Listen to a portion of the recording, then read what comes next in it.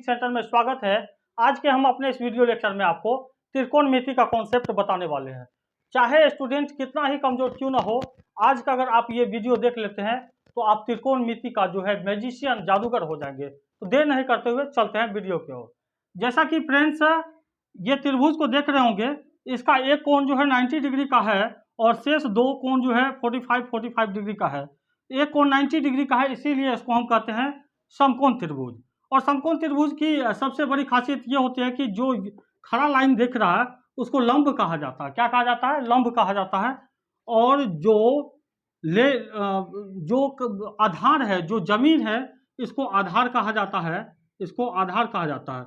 और ये तिरछी लाइन को जो है कर्ण कहा जाता है। क्या कहा जाता है? कर्ण कहा जाता है। लेकिन इसमें एक बात और भी है कि लंब को इंग्लिश में कहते हैं लंब को इंग्लिश में कहते हैं परपेंडिकुलर, आधार को कहते हैं बेस और कर्ण को कहते हैं हाइपोटेनियस।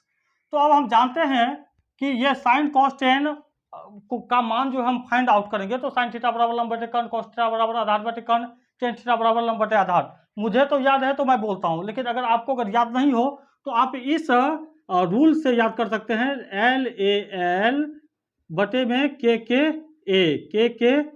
ए। अब इस फार्मूला से आप sine cos tan sec cosec का मान आराम से याद रख सकते हैं। जैसे साइन थीटा बराबर लंब बटे कर्ण, कॉस थीटा बराबर आधार बटे कर्ण, टेन थीटा बराबर लंब बटे आधार।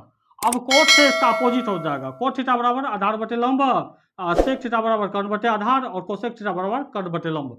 तो अब हम सबसे पहले इसका मान हम फाइंड आउट करते हैं। जैसे साइन, यहाँ पे देखिए साइन थीटा के जगह पे आपका ए से लेके जेड तक का कोई भी अल्फाबेट हो सकता है, उसके लिए बिल्कुल नहीं घबराना है। तो सबसे पहले हमको ये जानना है कि साइन थीटा बराबर क्या होता है? लंब बटे, साइन थीटा बराबर लंब बटे कर्ण होता है। क्या होता है? लंब बटे कर्ण।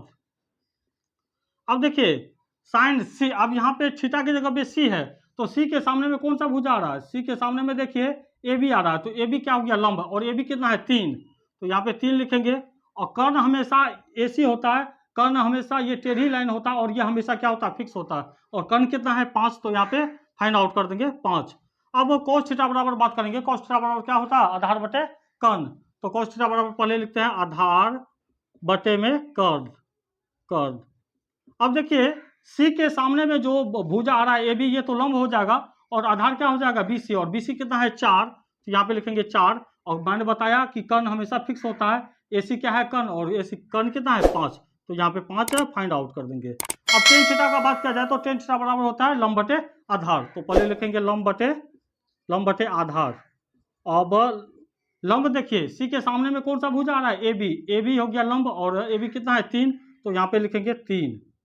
और आधार क्या आ जाएगा? जब ये लंब हो जाएगा तो ये आधार होगा, आधार BC कितना है? 4, तो यहाँ पे लिखेंगे 4, 3 बटे 4।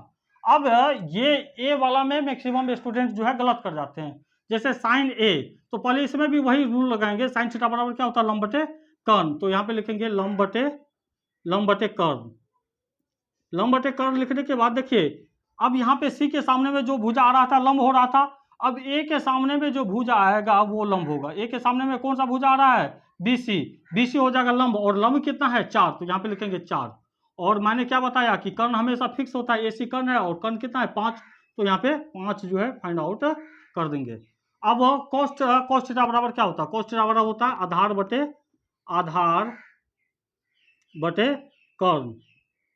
आधार बटे कर्ण।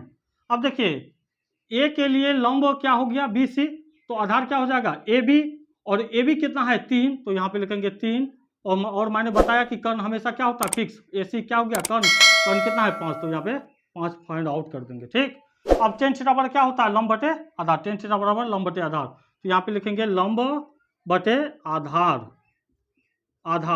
अब देखिए ए के लिए लंब क्या हो गया? ए के सामने में कौन सा भुजा आ रहा है? BC, तो BC हो गया लंब, और BC कितना है? 4। और आधार कितना हो जाएगा? जब ए के लिए लंब BC हो गया तो आधार क्या हो जाएगा? AB, और AB कितना है? 3। और कर्ण कभी बदलता नहीं है। तो आशा करते हैं फ्रेंड्स मेरी अगर वीडियो अगर आपको किसी भी एंगल से हेल्पफुल लगा हो तो लाइक करें, कमेंट्स करें, अपने दोस्तों में भी ज़्यादा से ज़्यादा शेयर करें ताकि उनका डाउट क्लियर हो सके। इतना ही, तब तक के लिए best of luck and bye bye.